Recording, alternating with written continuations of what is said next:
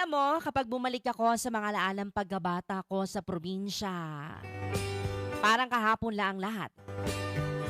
Yung simpleng buhay, yung bang mga bagay dati, Madi, na hindi mo pinapansin pero ngayon, namimiss mo na. Madi, tuwing umaga, gigising ka sa tilaok ng manok at hindi sa alarm clock.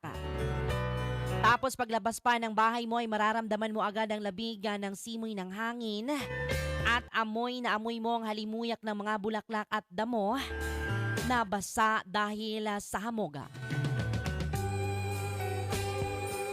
Yung tipong hindi mo na kailangan magmadali. Dati, yung bang walang cellphone na hawak-hawakan, kundi pamalo lang ni nanay kapag late ka ng gumising. Tapos, didiretso ka na lang sa taniman o kaya sa bukid. Hindi pong mag-harvest ka na lang ng prutas o gulay, mga kaibigan. Laging may mga alagang kambing o mga hayop at iba't ibang hayop pa yan. Kaya bago pa man makakain sa agahan ay kailangan mo munang unahin na pakainin ang mga alagang hayop na manok at baboy.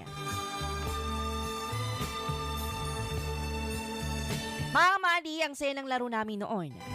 Simple lang pero sobrang saya. Yung tipong naglalaro lang kami ng tago-taguan sa may damuhan o di kaya gagawa kami ng mga baril-barilan gamit ang mga sanga at puno ng dahon.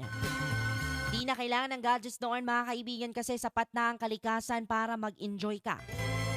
Pagdating mo ng hapon, mag-uuwian ng mga tao galing sa bukid at ang mga kapitbahay, Madi, na halos magkakasabay na kaming maghapunan at sabay nang magkwentuhan hanggang sa aabutin ng dilim. Yung tipong kahit simpleng buhay lang sa probinsya,